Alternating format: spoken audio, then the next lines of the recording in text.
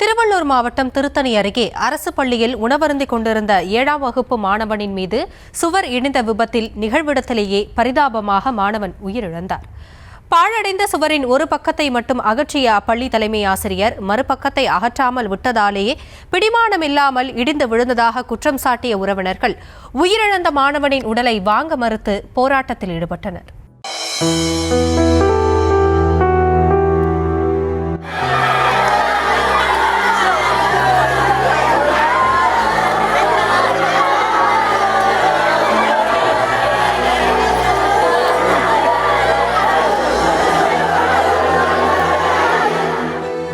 சடலமாக கிடந்த பிள்ளையை தூக்கி மடியில் போட்டுக்கொண்டு உறவினர்கள் கதறும் மனதை கணக்க வைக்கும் இக்காட்சியை பார்க்கும்போது யாராலும் கண்ணீர் சிந்தாமல் இருக்க முடியாது.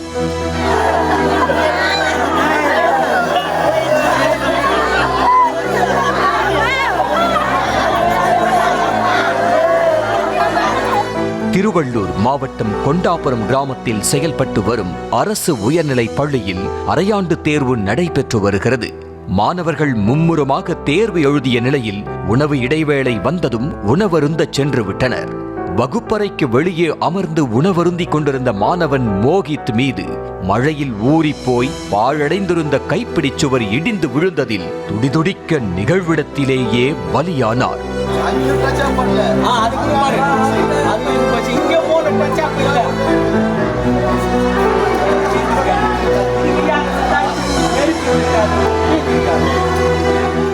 தனியார் டூ வீலர் ஷோரூமில் மெக்கானிக்காக வேலை பார்த்து வரும் சரத்குமார் என்பவரின் மகனான மோகித் இப்பள்ளியில் 7ஆம் வகுப்பு படித்து வந்த நிலையில் சத்துணவை சாப்பிட்டுக் கொண்டிருந்த போது இந்த பெரும் துயரச் சம்பவம் நிகழ்ந்திருக்கிறது.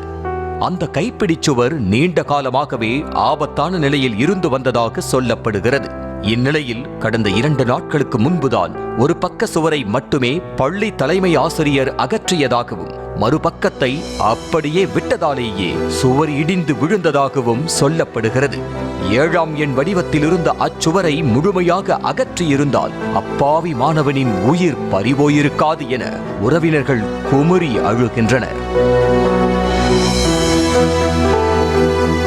இச்சம்பவம் நடக்க முழுக்க பள்ளி நிர்வாகம்தான் காரணம் என குற்றம் சாட்டிய உறவினர்கள் பள்ளி வளாகத்திலேயே உயிரிழந்த மாணவனின் உடலை வைத்துக் கொண்டு 4 மணி நேரம் போராட்டத்தில் ஈடுபட்டதால் பரபரப்பு நிலவியது.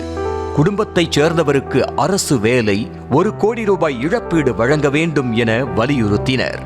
பழுதடைந்த சுவரை அகற்ற வலியுறுத்தி 5 மாதத்திற்கு முன்னதாக தலைமை ஆசிரியருக்கு கடிதம் கொடுத்தும் அலட்சிய போக்குடன் செயல்பட்டு மாணவர்கள் உயிர்களோடு விளையாடியதாக அப்பகுதியைச் சேர்ந்தவர்கள் குற்றம் சாட்டினர். கொண்டாபுரம் உயர்நிலைப் பள்ளியில் மதிய வேலை உணவுக்கு தம்பி மோகித் அவன் பேர் 7ஆம் கிளாஸ் படிக்கிறான். அரசு பள்ளியில் இந்த மதில் செவர் பழுதடைந்த நிலையில் ஒன்று இருக்குது. அது பக்கத்தில் உட்காந்து மதிய வேலை உணவு சாப்பிடும்போது அந்த செவுறு இடிந்து அந்த இடிபாட்டில் சிக்கி குழந்தை இறந்துச்சு. இதுக்கு நான் தலைமை ஆசிரியர்கிட்ட ஒரு 5 மாதத்துக்கு முன்னாடியே இதை பற்றி நான் அவருக்கு லெட்டர் ஒன்று கொடுத்து வந்தேன். இந்த மாதிரி ஸ்கூலெல்லாம் டேமேஜாக இருக்குது, இது பழுது வேலை பண்ணணும் அப்படின்னு சொல்லிட்டு. அதுக்கு ஒரு 2 நாளைக்கு முன்னாடி என்னடானா எச்சமே அந்த ஒரு செவுரை ஒரு பக்க செவுரை அவரே தள்ளி விட்ருக்காரு. ஒரு பக்கம் செவுரை தள்ளி விடனேன், எந்த பக்கம் இருக்கிற செவுறு வலிமை இழந்துச்சு. வலிமை இழந்தனால அந்த மதிய வேலை உணவு சாப்பிடும்போது அந்த பையன் மேலே செவுறு ரொம்ப அடிபட்டுச்சு, குழந்தை நீங்க இறந்துச்சு. இப்பள்ளியில் போதிய கழிவறை வசதியும் இல்லை என குற்றம் சாட்டிய அப்பகுதியைச் சேர்ந்தவர் திருவள்ளூர் மாவட்டத்தில் உள்ள பள்ளிகளில் கட்டடங்களை பள்ளி கல்வித்துறை ஆய்வு செய்து நடவடிக்கை எடுக்க வேண்டும் என கோரிக்கை விடுத்துள்ளார். இன்றைக்கு குழந்தை மோகித் பள்ளியிலே படிக்க வந்த மாணவன் பள்ளியினுடைய தரம் இல்லாத காரணத்தினால் இன்றைக்கு இறந்து போயிருக்கிறார். ஒரு வகையில் பார்த்தால் அரசு அதிகாரிகளுடைய பொறுப்பற்ற தன்மையால் இன்றைக்கு அவன் கொலை செய்யப்பட்டிருக்கான். அப்படி தான் நம்ம எடுத்துக்கணும்.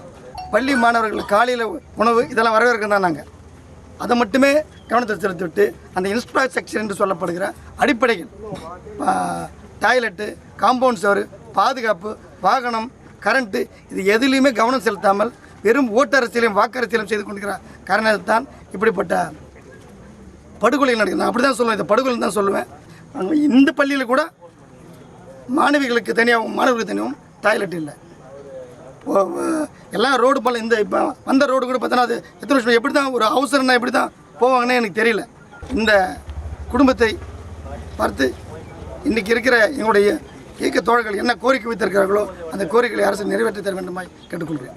கடந்த 9ஆம் தேதி இப்பள்ளி வளாகத்தில் கூடுதல் கட்டடம் கட்டுவதற்காக அடிக்கல் நாட்டிய தொகுதி எம்எல்ஏவான எஸ். சந்திரன் வகுப்பறைக்கு சென்று மாணவர்களிடம் முதலமைச்சர், துணை முதலமைச்சர் மற்றும் தலைவர்கள் பெயர்கள் உள்ளிட்ட பொது அறிவு சார்ந்த கேள்விகளை கேட்டு கலந்துரையாடினார்.